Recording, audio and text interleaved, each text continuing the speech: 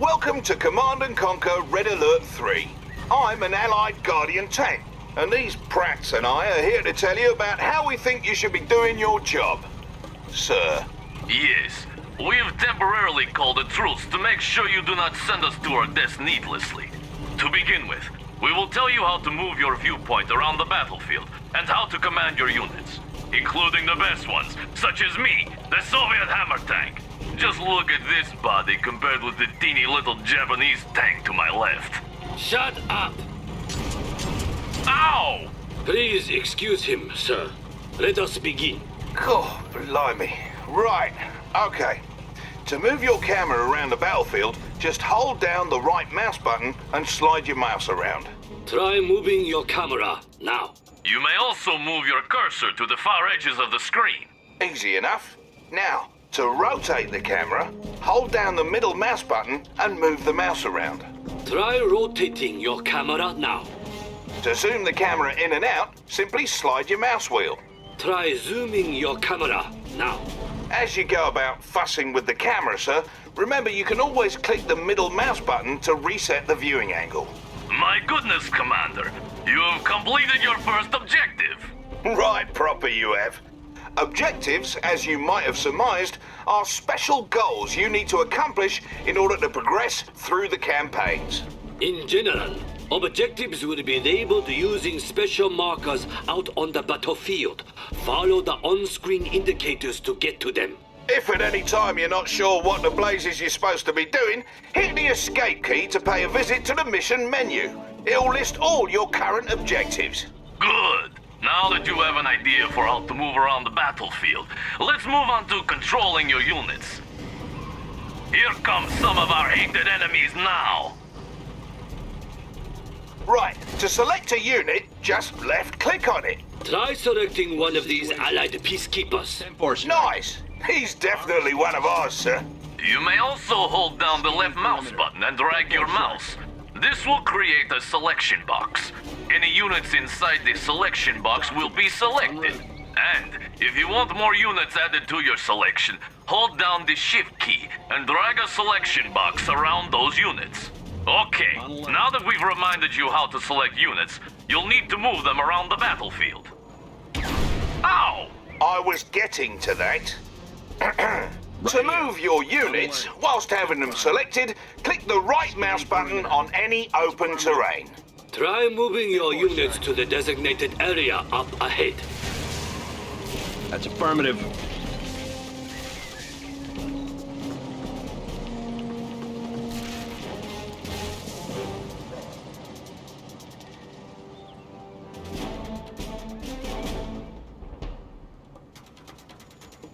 Ten four, sir. See? They obey you without question. Notice, Commander, how the darkened area of the battlefield revealed itself as your forces drew near. This darkened area is the fog of war and represents parts of the battlefield that may be hiding enemy troop movements. Be careful when venturing into unseen areas, and use your scouts to survey the terrain before committing your forces. Now, up ahead are some dummy targets that you are going to destroy. They resemble real-life Soviet conscripts, but I assure you they are merely robots we created for this exercise. See how foolishly they behave? They seem so real. Observe that you can distinguish your forces from the robots based on the colored blips in the radar in the upper right corner of your battlefield control display. The color of the blips refers to the color of the different sides involved in a battle. If you encounter different colored blips as you clear the fog of war, those are likely enemy forces, so be prepared. Right. So, to issue an attack order to your units, whilst having them selected, put your cursor over a target and click the right mouse button. Notice that as you move your mouse cursor over those dummies, it changes to an attack cursor.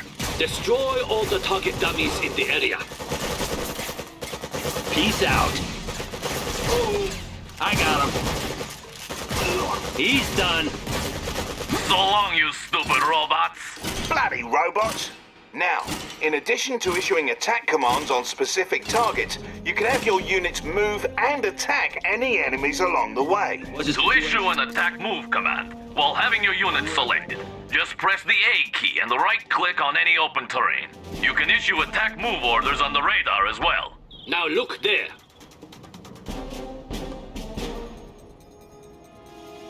We need you to lead us to that strategic point, yet many robots stand in the way. If you please, issue an attack move order to strategic point. You have the command. Lead us to victory! Talk to me.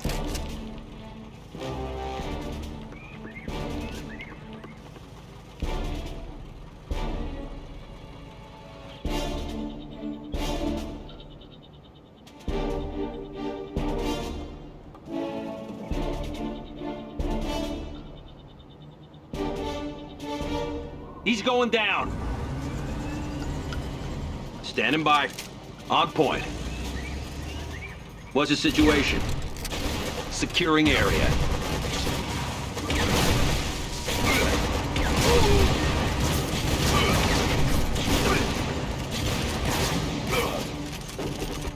Let's do this.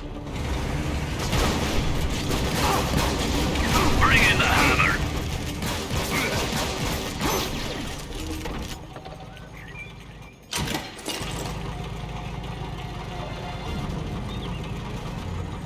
Now that's a fine job you did there, Commander. You now know how to move around the battlefield, as well as how to make your forces shoot their enemies dead. Indeed. We suggest you move on to the next lesson on building a military base for further instruction on properly commanding an army. See you there.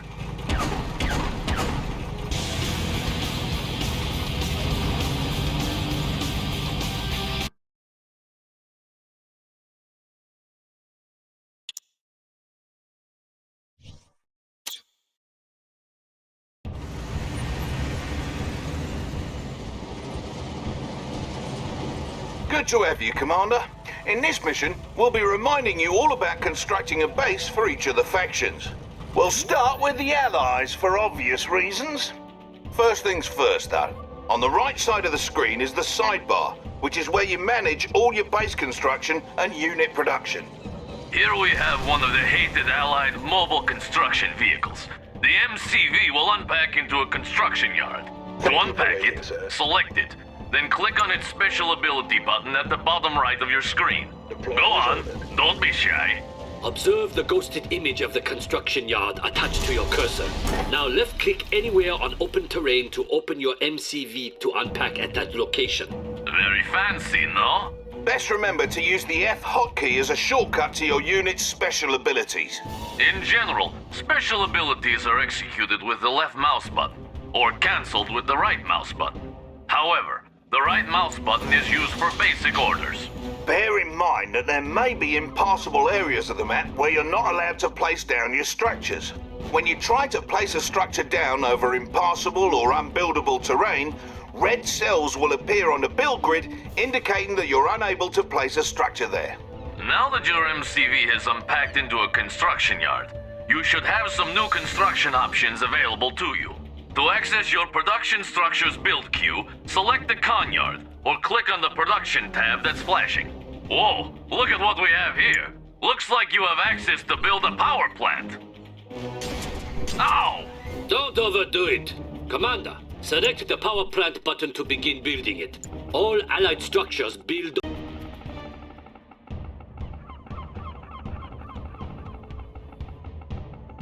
Your power plant is now ready to be placed. Simply left-click on its button and move your mouse over open terrain. Then left-click on an open spot on the terrain. That's the way. As the name suggests, a power plant provides your base with power. All your structures, with the exception of your power plant and construction yard, use power. You can tell how much power you've got to spare by glancing at the power meter next to your radar. It's important to understand the consequences of a low power situation. While in low power, your units and structures will build at a reduced speed, and your base defenses won't work. So it's always good to have plenty of power as you build up. The next thing you'll need to get base humming along is an ore refinery. This structure comes with a free prospector vehicle, which will collect ore from that nearby ore mine. To build your ore refinery, select the Production tab and select the Ore Refinery button, just as you did with the power plant. Bear in mind that a single ore refinery likely will not be enough to fund your military escapades. Try to build an ore refinery next to each ore mine near your base, but be careful to defend them.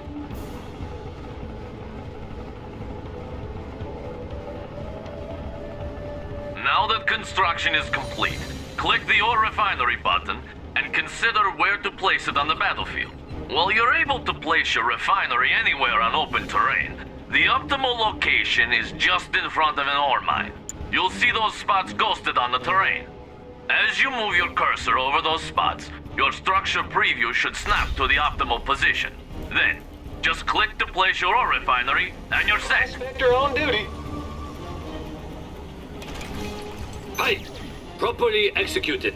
When you place your ore refinery, you get a prospector as part of the deal, and he'll go about collecting ore for you automatically. Pro tip, friend. If by some freak accident one of your prospectors or ore collectors is destroyed, you can always build another from your ore refineries. Just select the ore refinery and you'll see it can build another resource vehicle as its special ability. As long as your ore refinery is close to a mine, you only need one vehicle gathering from it. So don't waste credits making more of those little tykes than you need. I always wonder, though, how come the mightiest nations in the world need to collect ore while killing each other? I mean, what is even in that stuff? Ow! Don't ask ridiculous questions! Ore is the primary resource in Red Alert 3. Refineries automatically converted to credits, which is the currency used to purchase all units and structures. All mines have a finite amount of resources that will eventually slow to trickle. So, if you deplete an ore mine, it's best to try and expand to another in order to maintain a steady income. You now have power and an economy set up. You're ready to start training units for the fight. From your production tab, go ahead and build a boot camp. Remember to place it down by selecting its icon, then left-clicking on open terrain. Incidentally, you can rotate the face of a structure you're about to plop down by holding down the left mouse button and moving the mouse around. Let go of the button when ready.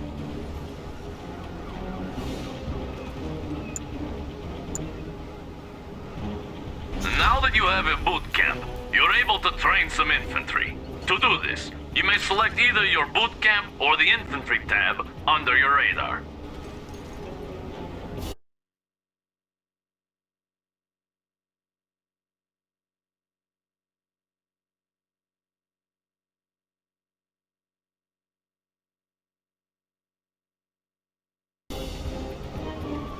This will bring up the available units you're able to train.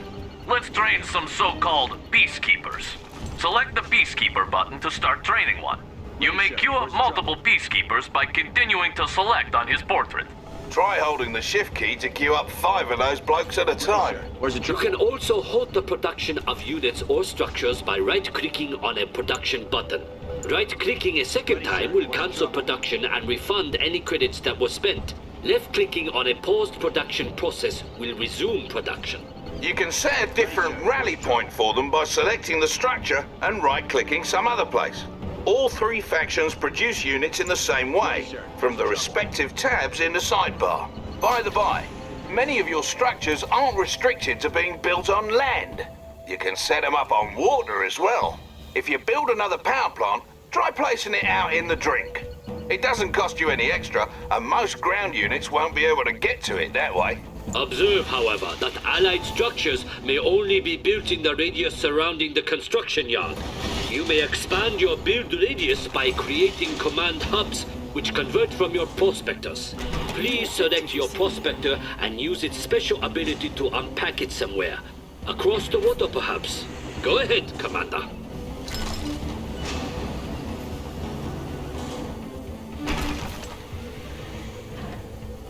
Prospector! Right away!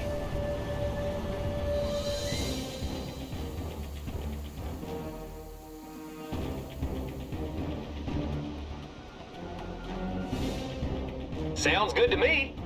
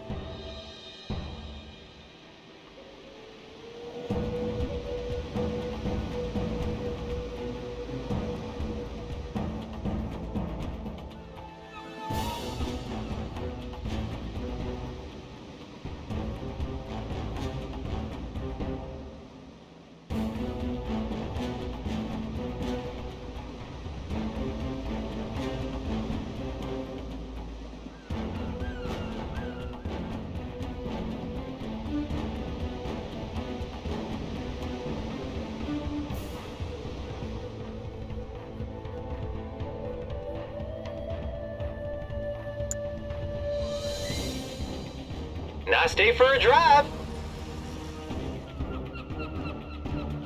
Objective complete.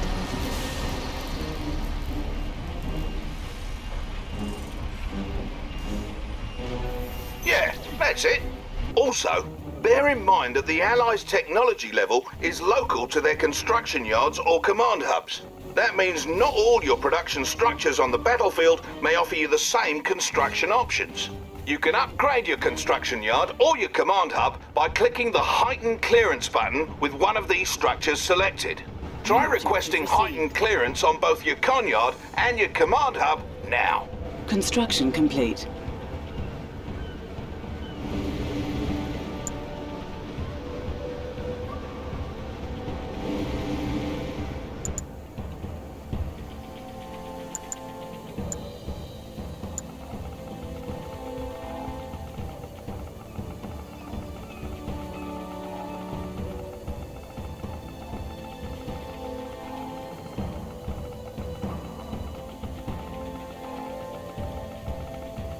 That's it. Complete. Now the New other. construction options.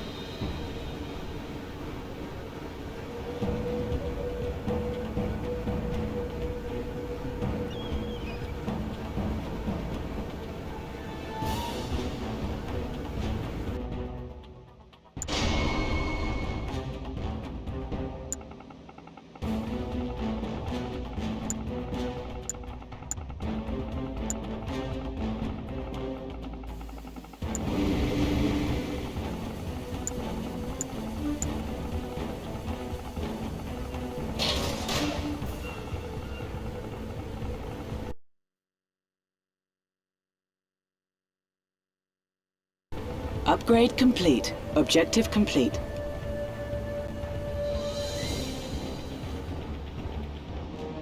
There it is. Heightened clearance costs you, and there's an even higher clearance level available after that. You need to decide when and where to request